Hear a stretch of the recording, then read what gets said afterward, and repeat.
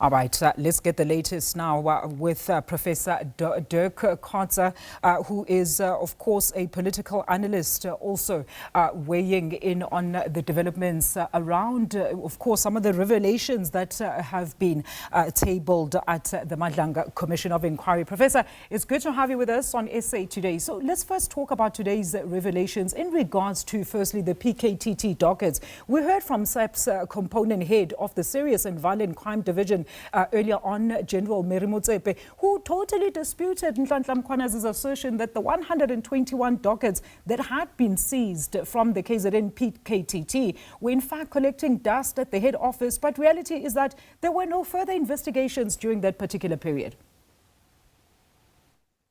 Yes, I think what we've heard today, actually from both the witnesses or those providing evidence, are the two different sides of it. The one, General Motsepe, I think, is trying to speak from the position of the head office, and she clearly tries to defend what they did there, and at the same time present the political killing staff scheme as if they have sitting on the files. And that they were not doing the work. Now, what we've heard just now for quite some time of Colonel Khumalo is exactly the opposite.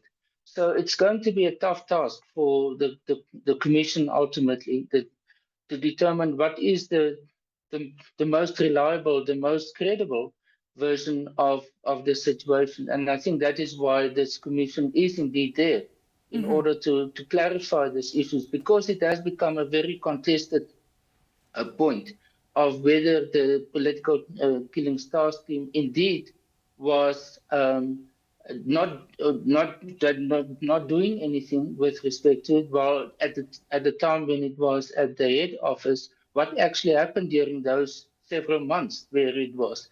And it's clearly and mutually exclusive versions that we are hearing. Absolutely, Professor. Well, she also spoke of the fact that there was no need to actually disband the PKTT as elections were to be held the very following year, and strongly rejected to the entire disbandment process and that it should have been phased out. I mean, these are similar sentiments from others who have testified in both the Madlanga as well as ad hoc committees. This decision really put quite a spanner within the multi-departmental roles. Yes, I think this is indeed, again, it is a question about, who's going to be the most credible of the two versions that we've seen today.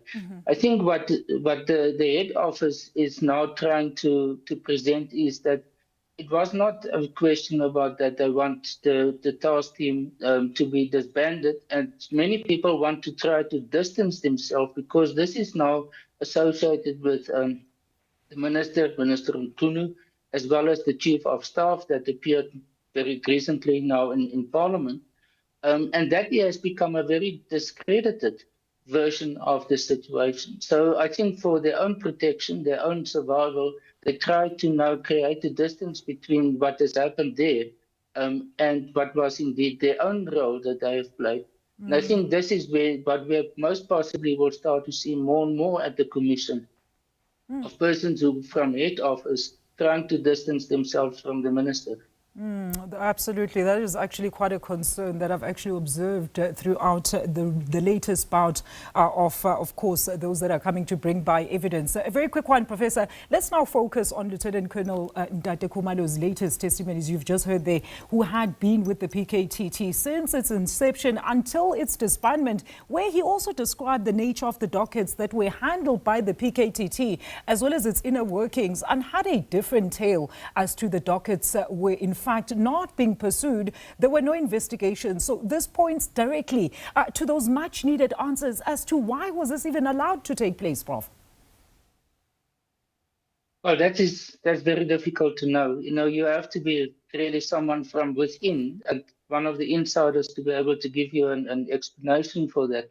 I think in general what we are hearing is from his evidence, it is very meticulous. It's very much in detail. It's from an outsider's point of view, it looks very convincing, and that it is that the PKTT was very meticulous with the approach that they have followed. one sometimes asks, well, if this is the case, why is the police in general struggling so much with court cases and documentation that's lost and all sorts of things? So I think what we are seeing here is possibly one of the main exceptions in the police service, and something that one will like to see, that it is general practice across the board and not only in task teams. But I think this is again is a question of, is this a justification for the existence of the task team, and will the public in general accept this against the version of, again, the minister and General Sibiya and others who were very critical of the existence of the task teams? Professor, very sound analysis there. Thank you so much for according us your time.